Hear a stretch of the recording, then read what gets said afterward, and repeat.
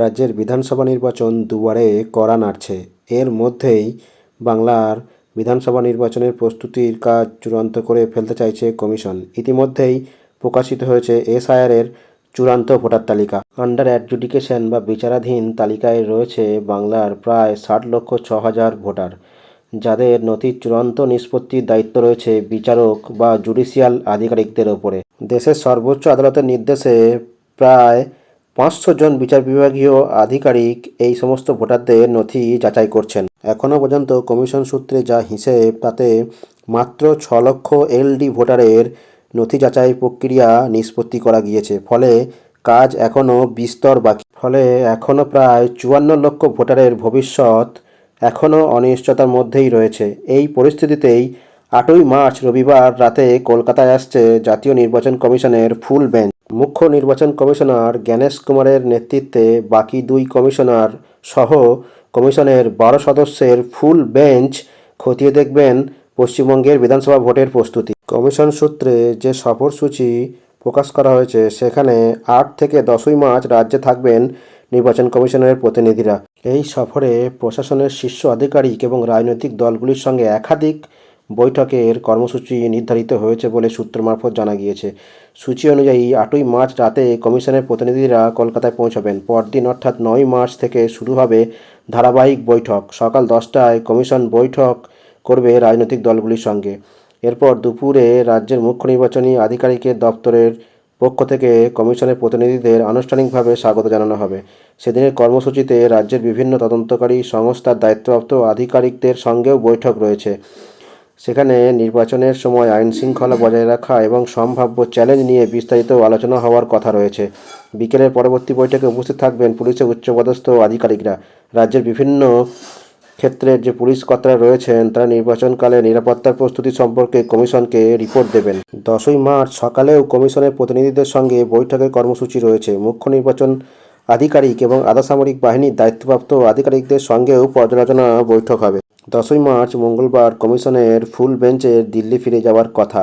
তারপরেই সম্ভবত বাংলাসহ 5টি রাজ্য ও কেন্দ্রশাসিত অঞ্চলের ভোটের নির্ঘণ্ট ঘোষিত হতে পারে। কমিশনের রীতি অনুযায়ী কোনো রাজ্যে বিধানসভা ভোট ঘোষণা হওয়ার আগে সেই রাজ্যে নির্বাচন কমিশনের ফুল বেঞ্চ সেখানে ভিজিট করে এবং তারপরই তারা সমস্ত দিক খতিয়ে দেখে পর্যালোচনা করার পর সেই রাজ্যের বিধানসভা ভোটে নির্ঘণ্ট প্রকাশ করে।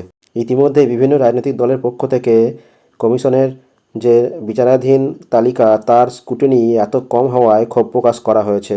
যা খবর কমিশন সূত্রে, তাতে মাত্র 6,15,000-এর মতো ভোটারের নথি নিষ্পত্তি সম্পন্ন হয়েছে। অর্থাৎ মোট সংখ্যার মাত্র 10 ভাগের 1 ভাগ এখনও শেষ হয়েছে। তবে এদের মধ্যে কতজনের ভোটার এবার বিধানসভা নির্বাচনে ভোটাধিকার প্রয়োগ করতে পারবেন, সেটা এখনও স্পষ্ট নয়। কমিশনের এক কর্তা বলেন, নথির নিষ্পত্তি হয়ে যাওয়ার অর্থ সংশ্লিষ্ট ভোটারদের ভোটাধিকার থাকছে তা কিন্তু নয়। নথিপত্র খতিয়ে দেখার পরে যাদের দাবি বৈধ বলে প্রমাণিত হবে, তাদের নাম শুধু ভোটার তালিকায় থাকবে। বাকি নথি কতদিনে যাচাই সম্পূর্ণ হবে, সেটাও কিন্তু এখনও স্পষ্ট নয়। রাজ্যের সিইও দপ্তর সূত্রে জানা গেছে, এখনও পর্যন্ত 505 জন বিচারকই নথি যাচাই এর দায়িত্বে রয়েছেন। এরপরে আগামীকাল শনিবার উড়িষ্যা ও ঝাড়খণ্ড থেকে আরও 200 জন বিচারক নথি যাচাইয়ের কাজে যোগ দেবেন বলে খবর। এদিকে রাজ্যে এক দফায় বিধানসভা নির্বাচন আয়োজনের প্রাথমিক ভাবনা থেকে সরে এলো নির্বাচন কমিশন। জাতীয় নির্বাচন কমিশন সূত্রে খবর, পর্যাপ্ত কেন্দ্রীয় বাহিনী ও প্রয়োজনীয় ভোটকর্মীর ঘাটতির কারণে এক দফায় ভোট গ্রহণ বাস্তবসম্মত নয় বলেই মত প্রকাশ করা হয়েছে। রাজ্য সরকার আগেই নির্বাচন কমিশনকে জানিয়ে দিয়েছিল, বর্তমান পরিস্থিতিতে এক দফায় নির্বাচন পরিচালনা সম্ভব নয়। দুদিনের পর্যালোচনা বৈঠকের পর কমিশন সেই যুক্তিকেই গুরুত্ব দিয়েছে বলে জানা গিয়েছে। তবে কত দফায় ভোট হবে সে বিষয়ে এখনও চূড়ান্ত সিদ্ধান্ত হয়নি। কমিশনের ফুল বেঞ্চ প্রতিনিধিদের সঙ্গে রাজ্য সরকারের যে বৈঠক এবং যে সফর, তারপরেই এ বিষয়ে স্পষ্ট রূপরেখা প্রকাশ পেতে পারে বলে খবর। কমিশন সূত্রে খবর, রাজ্যে আগের মতোই 80,681টি বুথই থাকছে। নতুন করে বুথ পুনর্বিন্যাসের যে পরিকল্পনা করা হয়েছিল, সেটি বাতিল করা হয়েছে। কমিশন জানিয়েছে, এবছর 100% বুথেই ওয়েবকাস্টিং হবে।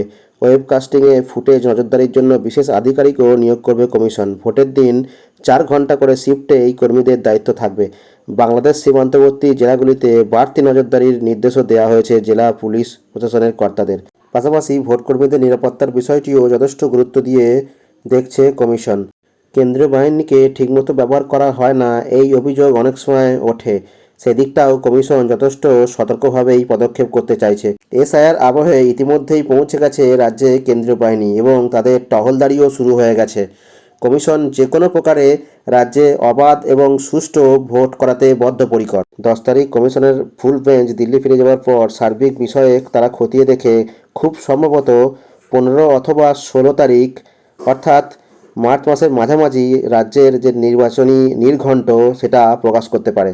রাজ্যের বিধানসভা নির্বাচন নিয়ে সার্বিক পরিস্থিতি আমি আপনাদের সামনে তুলে ধরার চেষ্টা করলাম। আপনারা আপনাদের মূল্যবান মতামত কমেন্ট বক্সে লিখে জানাবেন এবং যারা এখনও চ্যানেলটিকে সাবস্ক্রাইব করেননি তারা যাবতীয় আপডেট পেতে চ্যানেলটাকে সাবস্ক্রাইব করে দেবেন এবং পাশে থাকা বেল আইকনটি প্রেস করে দেবেন এবং প্রচুর পরিমাণে ভিডিওটিকে লাইক এবং শেয়ার করবেন। ধন্যবাদ।